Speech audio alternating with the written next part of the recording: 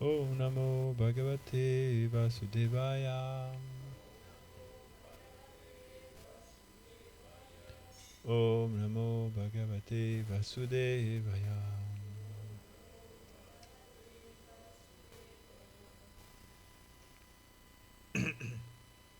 Donc je continue l'histoire. C'est le sage Narada Muni qui raconte à Vyasadeva sa vie précédente. Qu'est-ce qui lui est arrivé dans sa vie passée. On va expliquer un peu plus.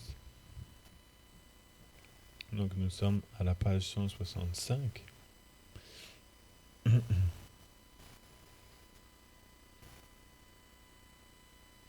Verset numéro 26.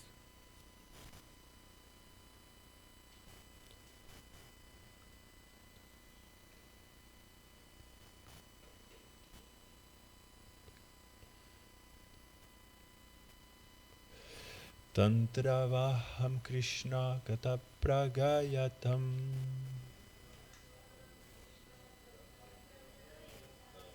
Tantravaham Krishna Kata Pragayatam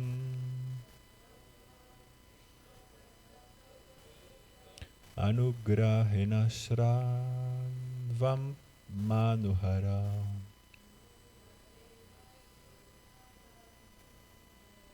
Anugrahena Srinavam Manuhara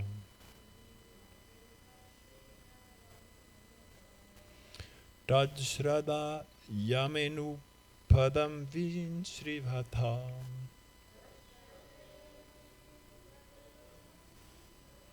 Tajshrada Yamenu Padam Vinshrivata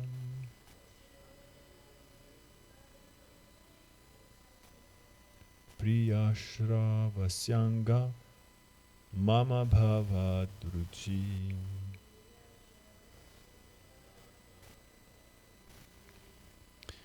Priyashra Vasyanga Mama Bhava Druchi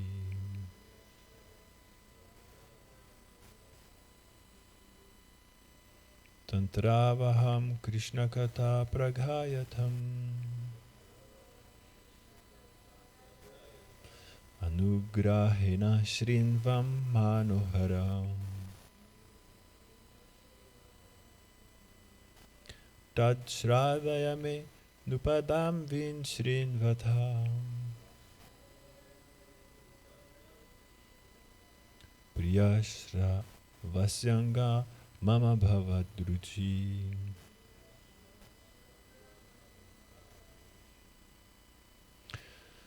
Quelqu'un veut répéter?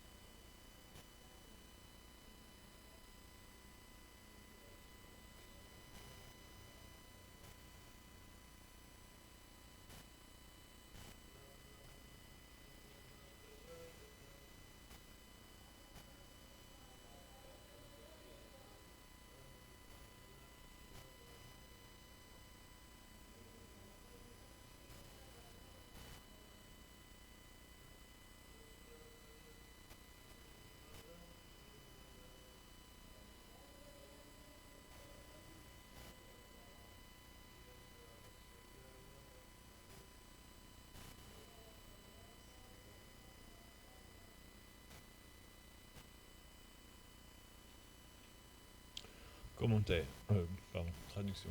On va lire la traduction. Ô sage, dans l'association de ces personnes saintes qui fredonnaient des chants fascinants sur les glorieux divertissements du Seigneur Krishna, j'ai pu par leur grâce les écouter avec une intention soutenue. C'est attention. C'est pas intention. C'est un sens différent, intention. En français, ça veut dire Hein, c'est ça. Intent. Mais attention is attention. C'est pas grave. Les écouter avec une attention soutenue chaque jour. En résultat, j'ai graduellement développé une attraction pour le Seigneur, dont les gloires sont exquises et captivantes pour l'âme. Je vais relire comme je me suis arrêté au milieu. Ô sage, dans l'association de ces personnes saintes qui fredonnaient des chants fascinants sur les glorieux divertissements du Seigneur Krishna, j'ai pu, par leur grâce, les écouter avec une attention soutenue chaque jour. En résultat, j'ai graduellement développé une attraction pour le Seigneur dont les gloires sont exquises et captivantes pour l'âme.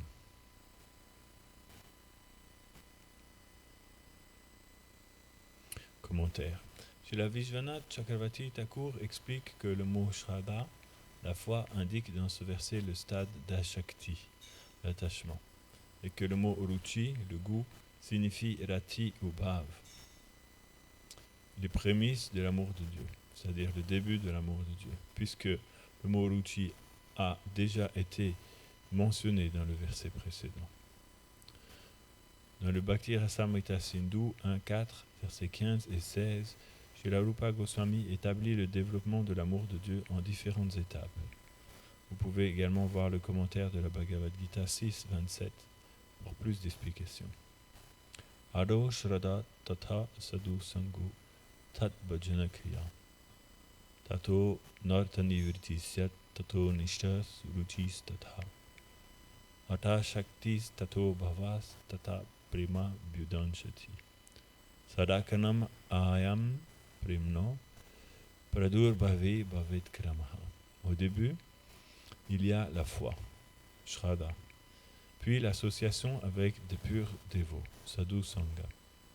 Après, on devient initié par un maître spirituel, Bhajana Kriya, et sous sa guidance, on exécute le service de dévotion sous l'égide des règles. Ceci nous libère graduellement de toutes les choses indésirables, anartha nivriti.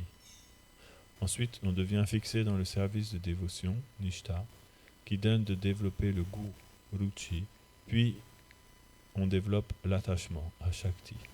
Graduellement, les émotions s'intensifient, bhava, et enfin vient l'amour de Dieu, prema. Ceci est le développement progressif de l'amour de Dieu. Om Agyanati Mirandasya Gyanam Janam Shalakaya Chakshurimilitam Yena Tasmai Shigurave Namah Shri Chaitanya Manobhistam Stapitam Yena Bhutale Swayam Rupa Kadamayam Adati Svapadantikam Namo Mahavadanyaya Krishna Prema Pradayate Krishnaya Krishna Chaitanya Namne Guradvishe Namam Shri Krishna Chaitanya Prabhu Nityananda Shri Advaita Gadadhara Srivasati Gaura Bhaktivinoda Hare Krishna Krishna Krishna Hare Hare Hare Rama Rama Rama Rama Hare Hare Vanchakalpatarubhyascha Kripa Sindhubhya eva cha Patitanam Pavanebhyo Vaishnavibhyo Namo Namaha Mukam Karuti Vachalam Bhangom Gayate Girim Yat Kripam Tamaham Vande Shri Gurudi Nataranam. Donc, nous sommes dans les Himalayas, c'est ça, non? À Badarikashram. Il y avait un grand sage qu'on appelle Vyasadeva. Il était très vieux, Vyasadeva, hein? Ça fait long. La vie de Vyasadeva est très très longue. Parce qu'il y a les sages peuvent vivre beaucoup plus d'années que ce que la science admet, ou ce dont la science a connaissance. Et Vyasadeva, c'est lui qui a écrit tous les Védas. Les Védas existaient déjà depuis très très très longtemps, mais ils étaient transmis de façon orale, de maître à disciple, comme ça, à travers les siècles. Mais quand Vyasadeva a vu que l'âge de Kali arrivait, c'est l'âge dans lequel nous sommes maintenant, il savait que la vie des gens allait devenir plus courte et qu'ils auraient une très mauvaise mémoire. Donc il a décidé d'écrire tous les Védas sur papier pour qu'ils ne deviennent pas perdus, sinon ils seraient devenus. Et à la fin, il a composé un ouvrage qu'il a appelé Vedanta, qui est la conclusion de tous les Védas. On appelle Vedanta Sutra. Anta, ça veut dire la fin des Védas, ou la conclusion, ou la récapitulation. Mais même après avoir écrit le Vedanta Sutra, il sentait dans son cœur qu'il manquait quelque chose. Il sentait que sa mission n'était pas finie. Pourtant, il avait écrit beaucoup de livres, parce qu'il a compilé beaucoup de choses vers Vyasadeva. Je ne sais pas combien d'années ça lui a pris d'écrire tout ça, mais il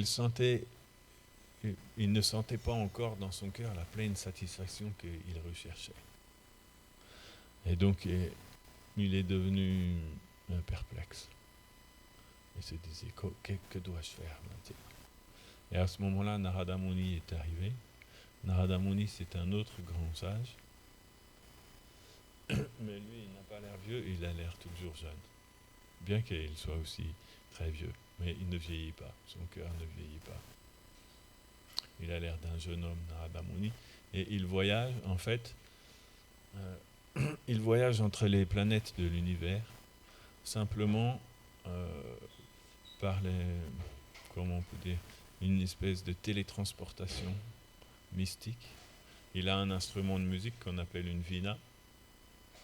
Et quand il joue cet instrument, il chante des chansons. Il va où il veut. Narada Muni. C'est pas une personne ordinaire. Il existe encore de nos jours, Narada Muni. Et donc Vyasadeva a vu Narada Muni arriver comme ça dans les airs. Il est arrivé jusqu'à lui. Parce qu'il se déplace comme il veut. Il n'a pas besoin de marcher obligatoirement sur la terre. Il est arrivé comme ça devant lui. Donc Vyasadeva a offert ses hommages à Narada Muni. Et Narada lui a dit, oh Vyasa, il connaissait déjà Vyasadeva. Il a dit, comment se fait-il que tu n'as pas l'air satisfait?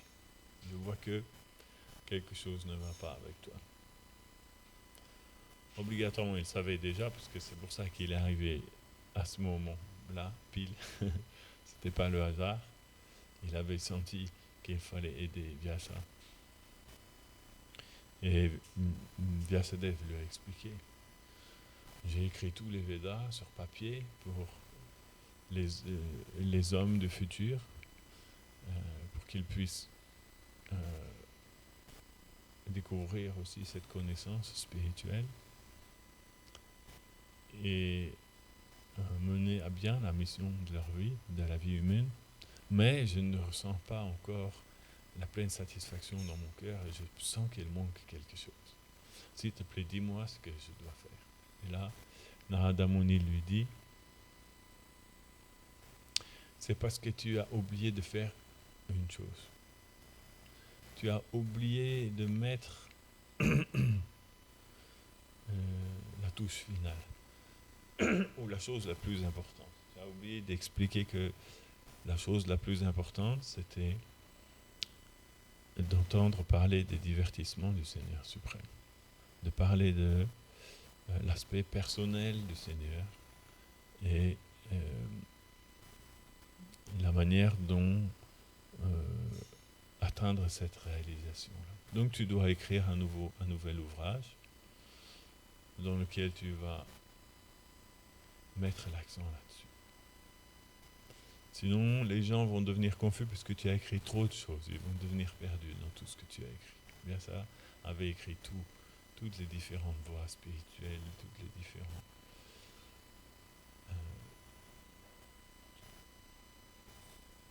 les différentes philosophies, différentes visions que l'homme peut avoir.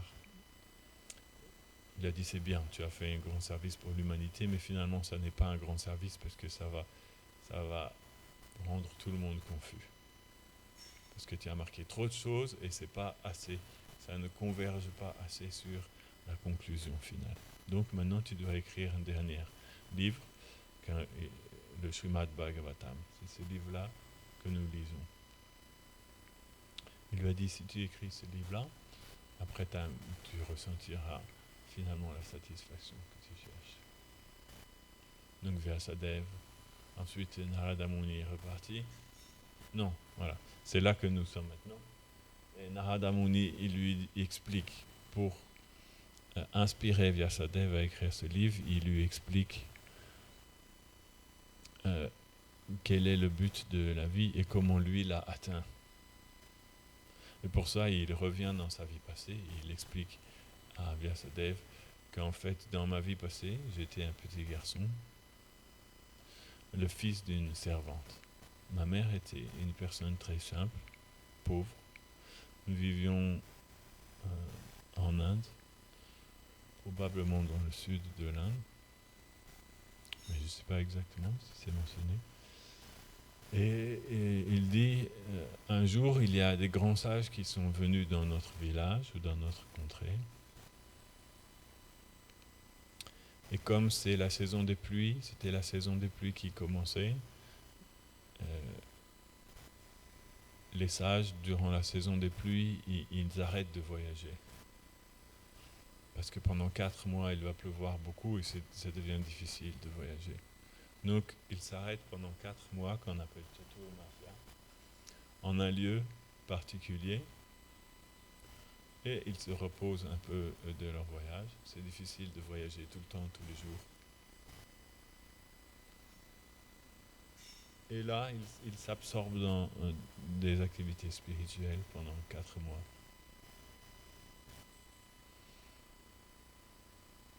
Quand ces sages se sont arrêtés dans notre village, ou pas loin, ma mère, en fait, a été engagée dans leur service, pour s'occuper d'eux, pour les aider.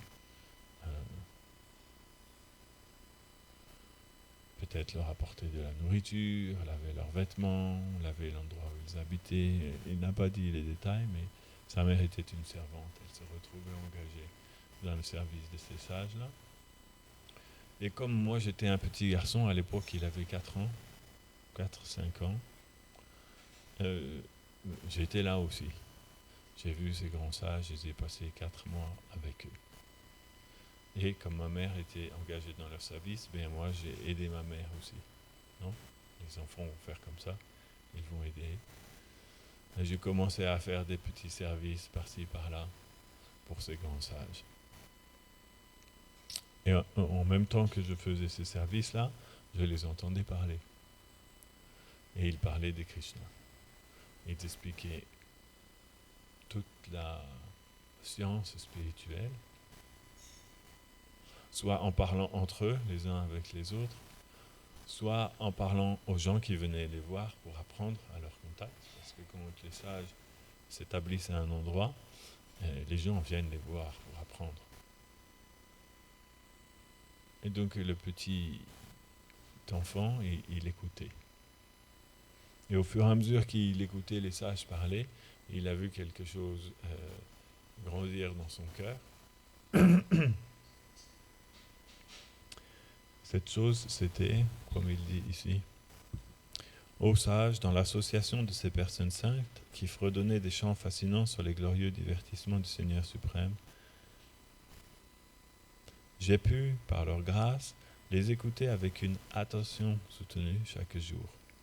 En résultat, j'ai graduellement développé une attraction pour le Seigneur, dont les gloires sont exquises et captivantes pour l'âme. Petit à petit, il a commencé à aimer beaucoup entendre parler de Krishna. Parce que c'était fascinant, ce qu'il entendait. C'était plus fascinant que les autres histoires ordinaires, on pourrait dire, ou banales, dont on entend parler tous les jours. Aujourd'hui, nous avons la télévision. Il y a une quantité énorme d'histoires banales qui arrive tous les jours, non? Et c'est intéressant dans un certain sens, mais c'est toujours pareil. Si j'allume la télé et que j'écoute les informations, c'est exactement la même chose, sous une autre forme que si j'écoutais il y a 20 ans, quand j'étais plus jeune, les informations. Ça me fait le même effet. Seulement, c'est plus le même pays, c'est plus le même accident, ou c'est plus le même politicien qui a arnaqué, pas tout à fait la même somme, d'une autre manière, mais en gros, les histoires restent toujours les mêmes.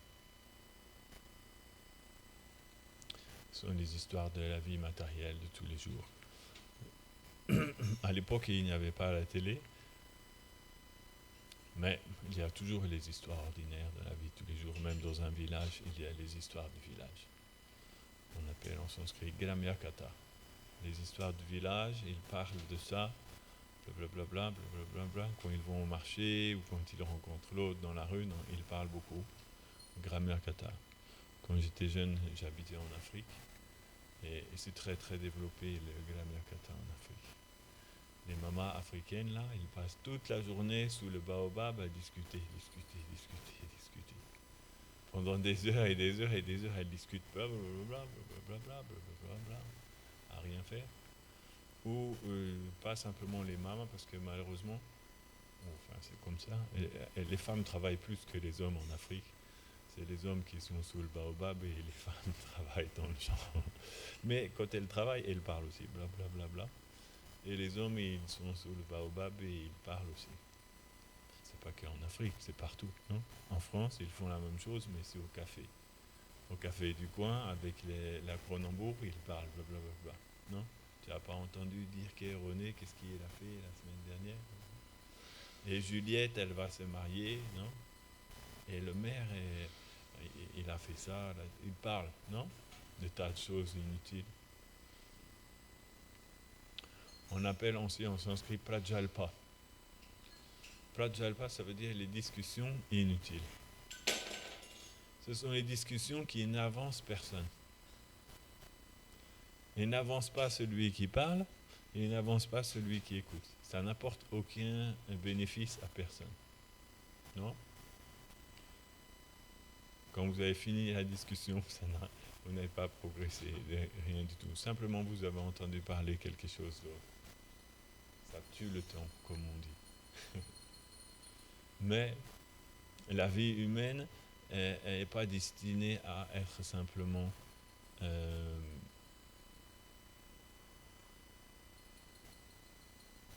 comment on peut dire,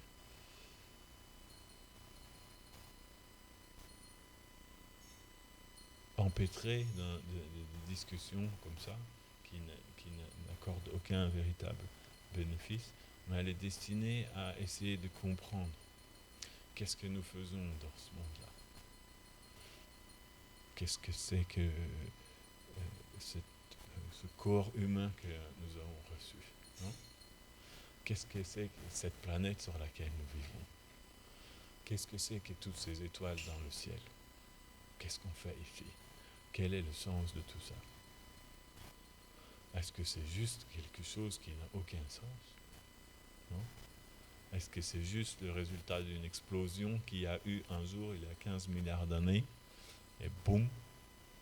Et là, actuellement, nous sommes juste à un stade de l'explosion.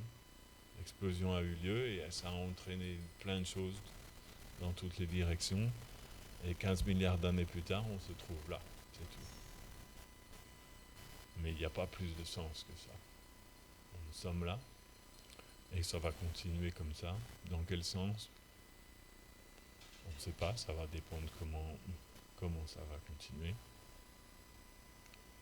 Mais il y a juste un problème dans cette conception, c'est que il y a quelqu'un qui pense dans l'histoire et qui se pose la question. Non? Même le scientifique, il pense.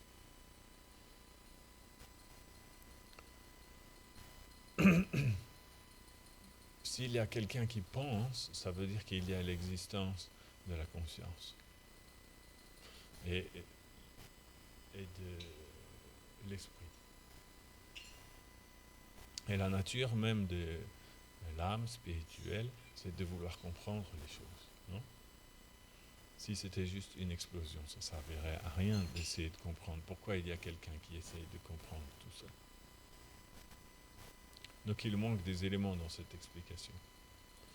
Moi, quand j'étais jeune, j'écoutais à l'école très attentivement ce qu'on m'a expliqué, mais je trouvais qu'il manquait des éléments dans cette explication. J'ai étudié très, très, très méticuleusement. J'ai étudié l'astrophysique. J'écoutais les conférences de Hubert Reeves. C'était un astrophysicien. Il expliquait comment l'univers s'est créé. Je connais bien la théorie du Big Bang et tout ça. Je vais vous expliquer tous les détails. Parce que je voulais comprendre un peu davantage qu'est-ce que c'était cette théorie. Avec les neutrons, les protons. Hein, et à l'intérieur des neutrons et des protons, il y a les quarks. Beaucoup, beaucoup de choses. On appelle ça la physique quantique. Hein, où on étudie les choses toutes petites qu'il y a à l'intérieur d'un atome. Et c'est très intéressant aussi. Seulement, ça n'explique pas grand-chose. Et au début de tout ça, avant le Big Bang, qu'est-ce qu'il y avait? C'est ça la question même scientifique. Qu'est-ce qu'il y avait avant le Big Bang? Selon les scientifiques, il y avait quelque chose qu'on appelle la soupe cosmique. Tiens donc, la soupe cosmique. Comme ils ne savent pas trop comment expliquer, ils ont employé le mot soupe. Ça, il n'a pas cherché très loin dans le vocabulaire scientifique. Hein. Ils ont ramené le mot de la grand-mère et ils ont dit la soupe cosmique. Qu'est-ce que c'était la soupe cosmique? C'était une espèce de soupe dans laquelle il y avait tout mélangé. Et tout d'un coup, un jour, dans cette soupe cosmique, il y a eu une réaction et ça a fait le Big Bang. C'est comme ça, c'est la vraie philosophie comme ça. La soupe cosmique, vous pouvez taper sur Google, vous allez voir. C'est vraiment leur théorie. Ça veut dire qu'en gros, ils ont une théorie, mais elle n'explique pas grand-chose. Avant, il y avait la soupe cosmique, et maintenant, si d'une soupe, nous sommes arrivés à tout ça, c'est quand même pas mal, non? La soupe s'est transformée en un univers où il y a des étoiles, des planètes, des milliers d'êtres vivants comme nous qui bougent. Hein? Et chacun de nos corps sont faits de milliards de cellules. Il y a des milliers de fois plus de cellules dans un corps que d'êtres vivants sur toute la planète. Et ils fonctionnent parfaitement tous ensemble, ils travaillent tous ensemble, non? Il n'y a pas de... Il n'y a pas de désaccord. Tout le monde fonctionne impeccablement bien dans le corps. C'est quand même bien organisé. Si on étudie l'univers, on réalise que c'est drôlement bien fait. C'était ça ma conclusion. Quand j'étais jeune à l'école, j'ai écouté toute cette science, la biologie, la physique et tout ça, et je me suis dit, c'est quand même drôlement bien fait. Et en plus de ça, il y a des coïncidences incroyables.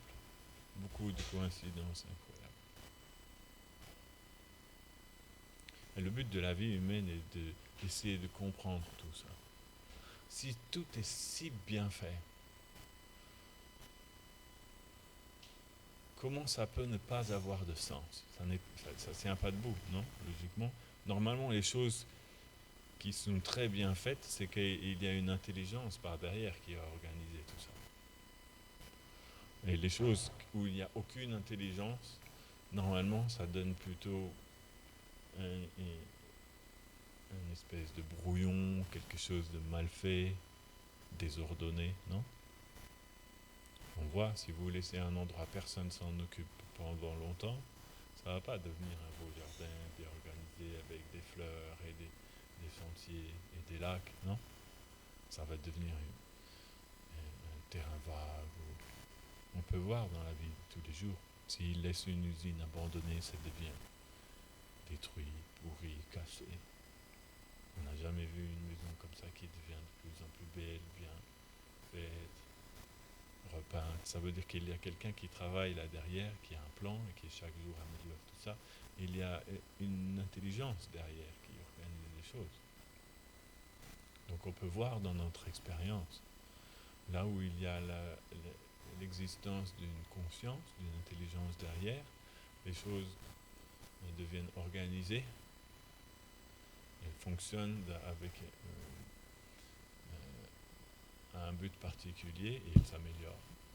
Et là où il y a l'absence d'intelligence, il n'y a pas la présence d'intelligence, normalement les choses deviennent désordonnées. L'ordre est une preuve de l'intelligence. Il n'y a jamais quelque chose qui devient ordonné de plus en plus sans qu'il y ait quelqu'un derrière qui organise ça. Non ? Or pourtant notre univers, si vous regardez, est très très bien ordonné. Chaque matin, le soleil se lève au même endroit, au même moment. Les saisons passent. Ok, il y a un petit décalage très léger, mais qui crée les saisons, et l'année d'après, ça revient pile exactement au même moment. Nous allons arriver dans 2 jours, 3 jours, le solstice d'été, le jour le plus long de l'année, 21 juin. Après, ça redescend et ça recommence. Tous les 21 juin, c'est toujours le jour le plus long de l'année, depuis toujours. C'est quand même bien fait, non ? Donc, la vie humaine est faite pour chercher à comprendre quel est le sens de tout ça. Et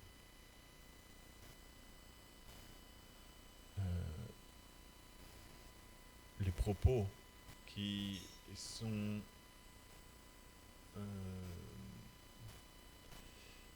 qui ont pour but d'alimenter cette recherche-là, on appelle ça la connaissance spirituelle, qui a pour but d'essayer de nous faire comprendre qui nous sommes, qu'est-ce que cet univers, et comment on peut dire ça ? Quelle est l'origine et la source de tout ça.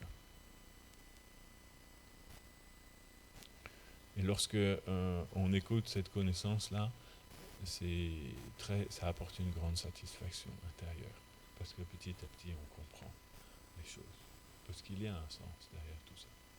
Il y a beaucoup de gens qui sont conscients de ce sens-là. Et donc là, le jeune Narada, dans sa vie passée, ce petit enfant, écoutait les sages parler, et petit à petit, il a développé un goût de plus en plus profond, de plus en plus prononcé pour entendre parler de cette sagesse. Ils expliquaient la science de Krishna. Comment en fait tout ce qui existe est la manifestation de l'action d'une conscience suprême qu'on appelle Krishna. Et cette personne, on peut dire personne, bien qu'il soit omniprésent, c'est-à-dire présent en chaque endroit de tout ce qui existe, il existe aussi sous une forme personnelle. Et nous avons commencé à lui expliquer toute cette connaissance-là. Et ça l'a attiré. Et s'il y tient, c'est intéressant. Au fur et à mesure qu'il entendait parler, son attraction grandissait.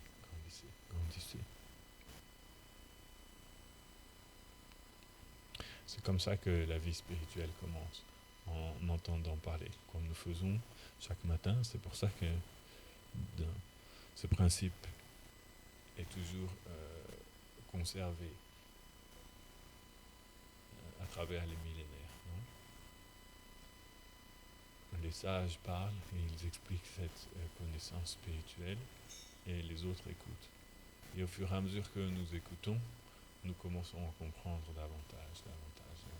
Et ensuite, il devient à notre tour aussi d'expliquer ce que nous avons entendu pour les autres qui n'ont pas encore entendu. Non ? Et comme ça, il se transmet de génération en génération, de siècle en siècle, de millénaire en millénaire. Il n'y a qu'une seule règle, c'est on ne doit rien changer. On ne doit pas mettre notre... comment on appelle ça ? Notre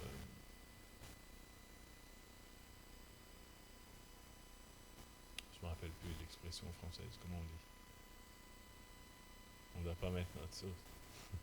C'est pas tout à fait ça.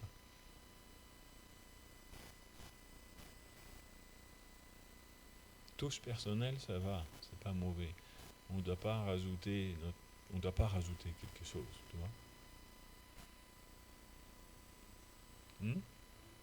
Voilà, exactement. C'était ça que je cherchais. On ne doit pas rajouter notre grain de sel. En disant oui, je vais le dire un peu comme. Sinon, après, ça va se transmettre de génération en génération, ça va devenir complètement déformé.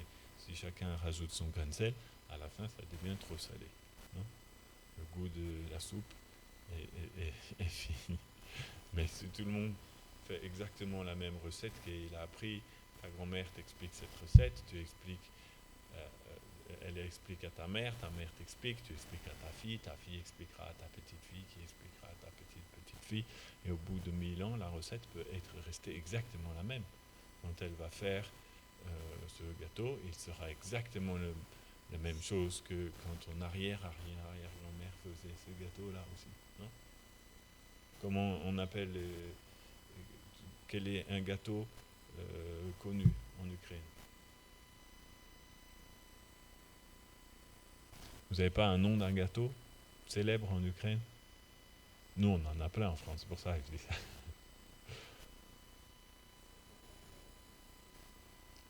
Ah, ok. Ou une préparation. Mm-hmm.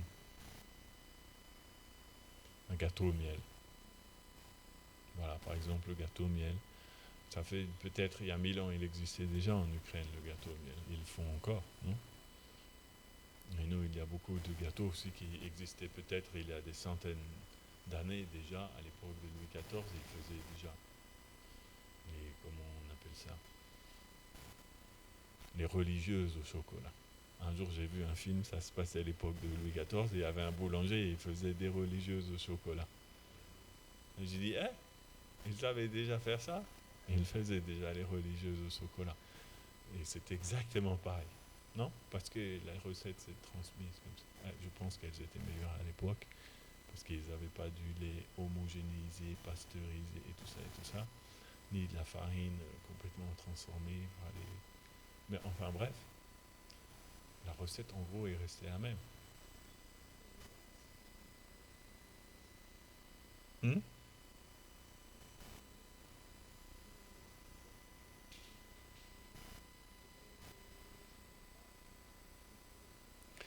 Parce que dans le monde matériel, tout change. Les gens ont tendance justement à rajouter toujours leur grain de sel. Mais c'est ça, lorsqu'on apprend cette connaissance, avec la connaissance vient cette explication aussi, qu'on doit la recevoir telle qu'elle, ne rien ajouter, la comprendre telle qu'elle et la transmettre telle qu'elle. C'est une partie de cette connaissance. Le principe de transmission est intégré dans la connaissance. Et donc, lorsqu'on reçoit cette connaissance, on comprend aussi comment le transmettre. Sinon, il y aura toujours des gens qui ne vont pas suivre et qui vont faire des bifurcations ou des ramifications. Mais comme la connaissance sur la manière de transmettre cette connaissance est inclue dans cette connaissance spirituelle, il y aura aussi toujours des gens qui vont suivre comme il faut, qui vont bien comprendre qu'il faut transmettre comme ça. Et ces sages-là, c'est ce qu'ils faisaient, et le jeune Narada, il a bien reçu, il a bien compris telle quelle cette connaissance-là. Et donc son goût pour entendre parler des Krishna augmentait jour après jour.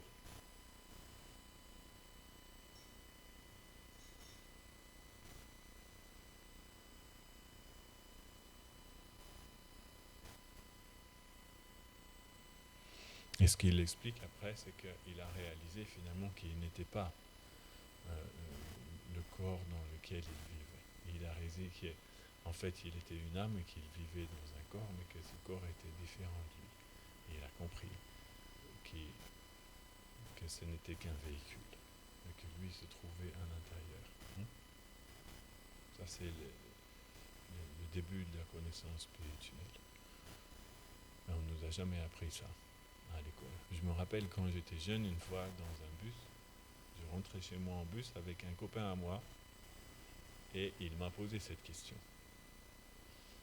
Il m'a dit, est-ce que tu penses que le corps et l'esprit c'est la même chose ou que c'est différent et que l'esprit est dans le corps mais que ce n'est pas la même chose?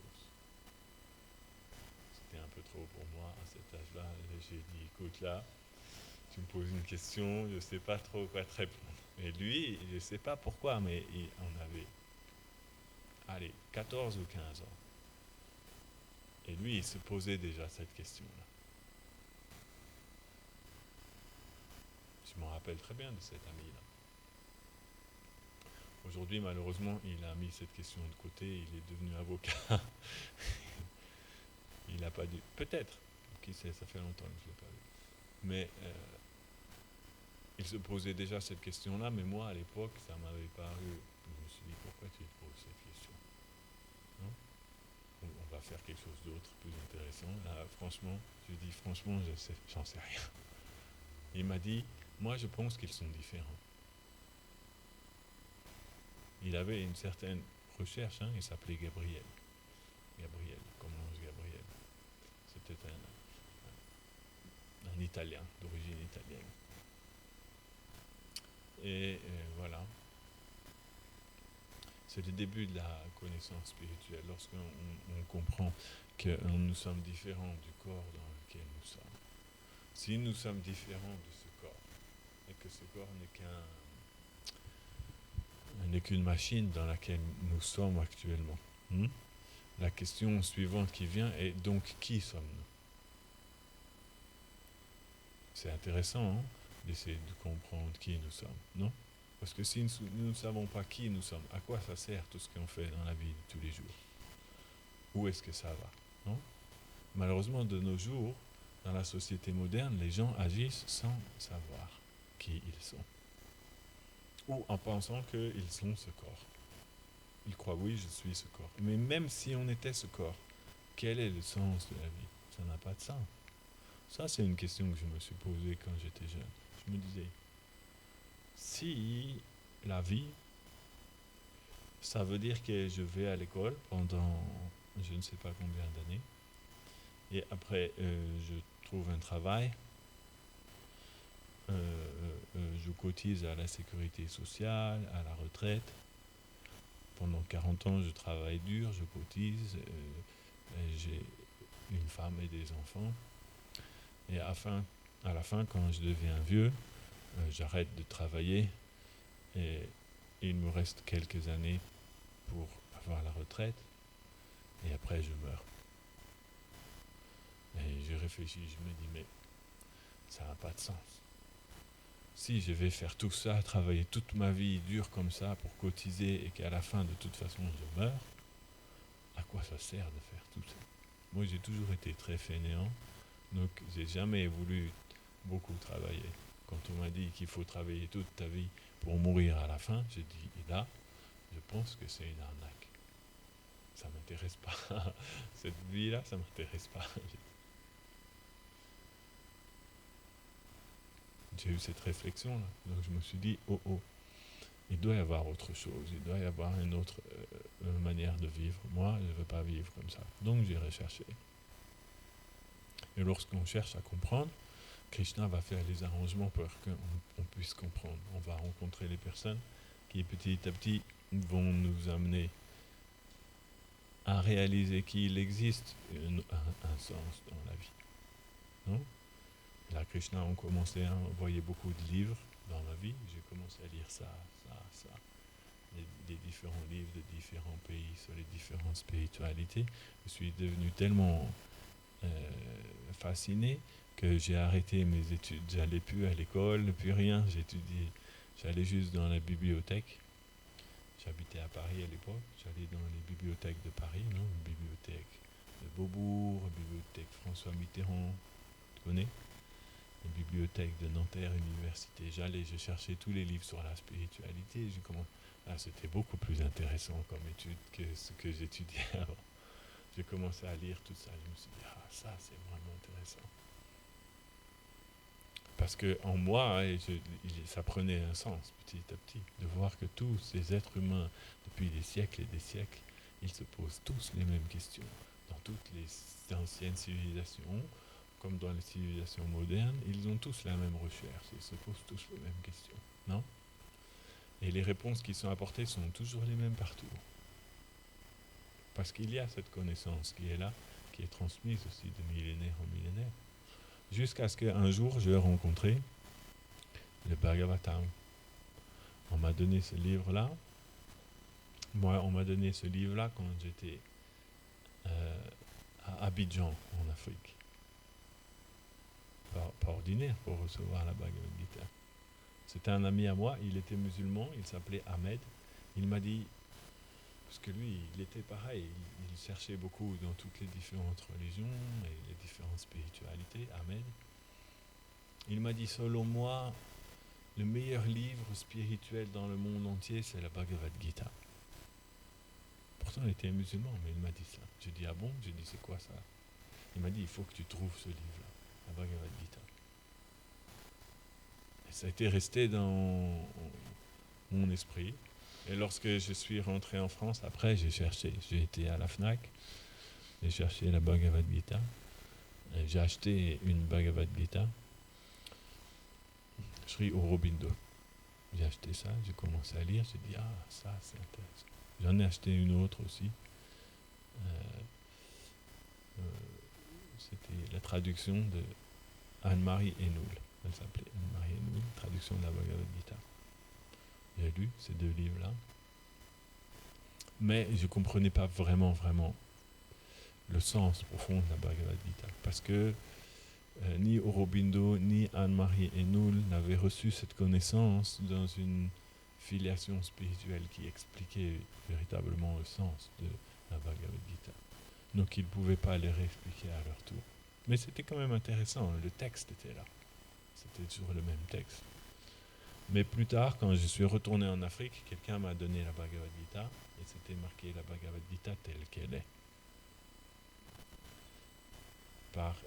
Expliqué par Swami Prabhupada, qui lui avait reçu toute cette connaissance dans la filiation spirituelle authentique. Là, quand j'ai lu cette Bhagavad Gita, c'est devenu clair comme de l'eau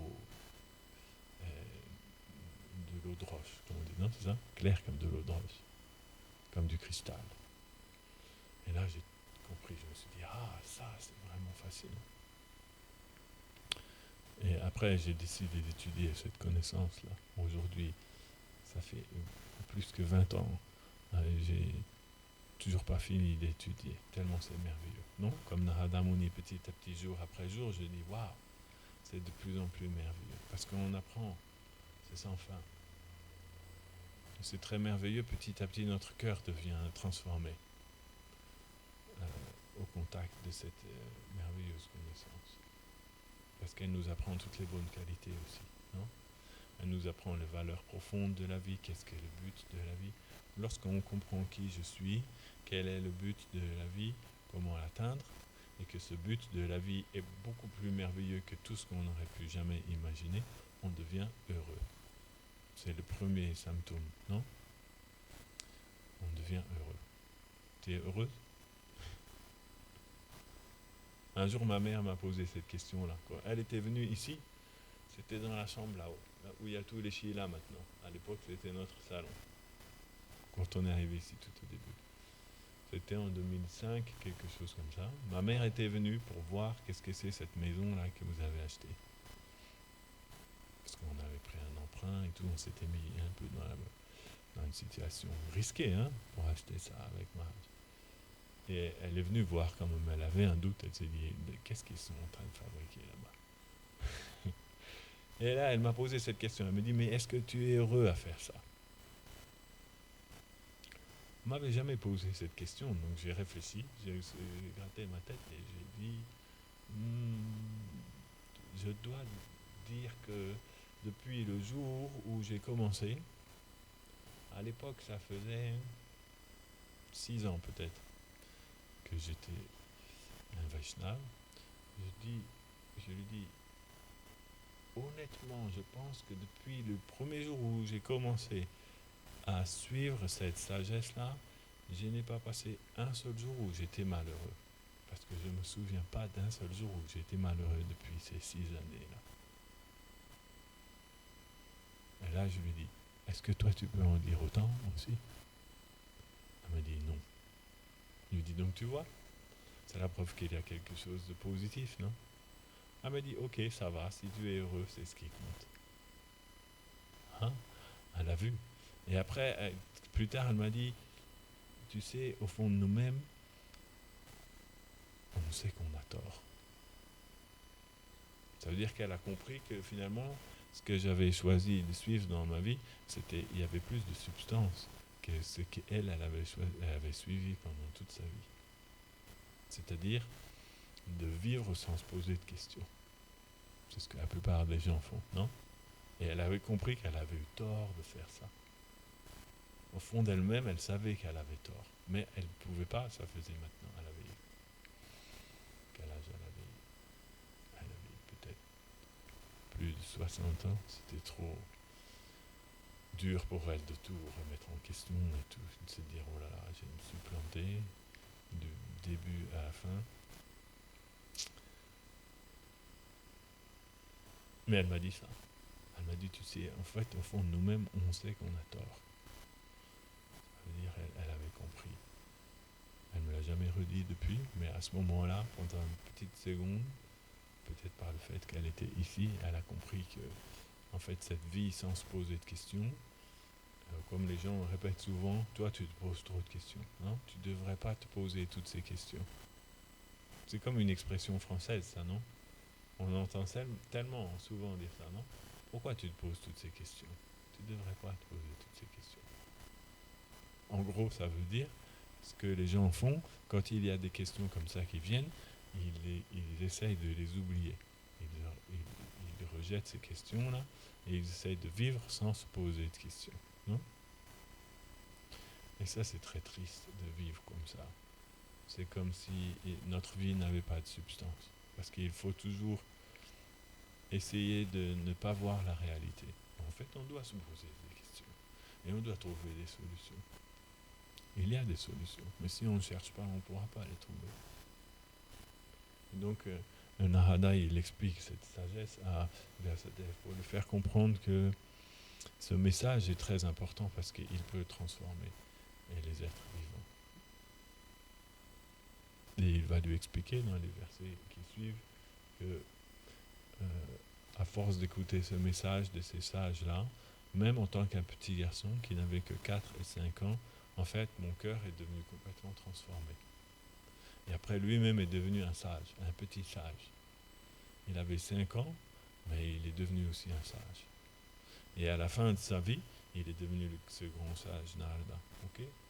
Tout ça, c'est le développement de l'histoire, très joli. Donc ce principe on appelle sadhu sangha. C'est de s'associer avec, il dit ici, les saintes personnes. Hein? Dans l'association de ces personnes saintes. Dans l'association de ces personnes qui vivent par ce savoir spirituel, en les écoutant parler, en leur posant des questions, essayant de comprendre quelle est cette sagesse qu'ils ont reçue. Petit à petit, nous aussi, nous devenons transformés. Et notre existence devient de plus en plus merveilleuse. C'est ce qu'on appelle la sagesse, ou Vigyan. Il y a Gyan, qui veut dire la connaissance, Vigyan, la sagesse. Et il y a aussi Divya Gyan, la connaissance transcendantale. Vous savez quelle est la différence entre la connaissance et la sagesse?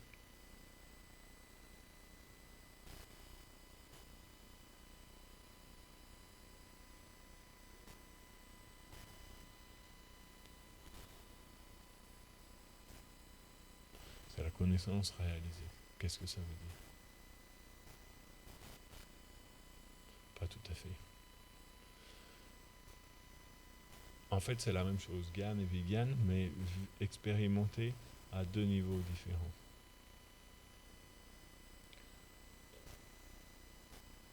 Vegan, ça veut dire on a une connaissance spirituelle, mais qu'on ne la vit pas encore. C'est une connaissance théorique qui est là. Vegan, c'est que lorsque cette connaissance, on l'a complètement assimilée et qu'on la vit entièrement. Elle devient vegan, on appelle réalisé. Et la transmission de ça, c'est qu'en fait, cette connaissance, lorsque on la reçoit dans notre cœur, petit à petit, elle va nous transformer. C'est ça qu'on appelle la sagesse. La sagesse, c'est une connaissance qui, lorsqu'on l'entend, elle va nous transformer intérieurement. Parce qu'il y a des choses, je peux vous les dire, vous allez entendre, ça ne va rien vous faire. Mais il y a certaines choses, quand vous entendez ça, ça va changer votre existence. Non ? Ça, c'est la sagesse. Ça va changer votre manière de voir le monde, ça va changer votre manière de penser, ça va changer beaucoup de choses. Et vous allez devenir transformé. Ça, c'est la sagesse.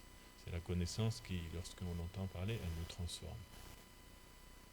Parce que le but de la vie, c'est qu'il y ait cette transformation intérieure qui s'accomplisse. C'est une transformation positive. Ce n'est pas une transformation négative, c'est un progrès. C'est un développement ou un éveil en fait de l'âme. Et ensuite, on peut vivre cette réalité. Et la vie devient de plus en plus belle à chaque jour. Il n'y a pas beaucoup d'autres endroits dans ce monde où ils peuvent vous promettre une vie qui devient de plus belle chaque jour. Non ? Mais les Vaishnavas, eux, ils promettent ça. Susukam. Patipadam Purna Amrita Asvadanam. À chaque pas, vous allez expérimenter une joie sans limite. C'est là, il faut essayer. Ok, je vous remercie beaucoup. Srimad Bhagavatam Ki Jai.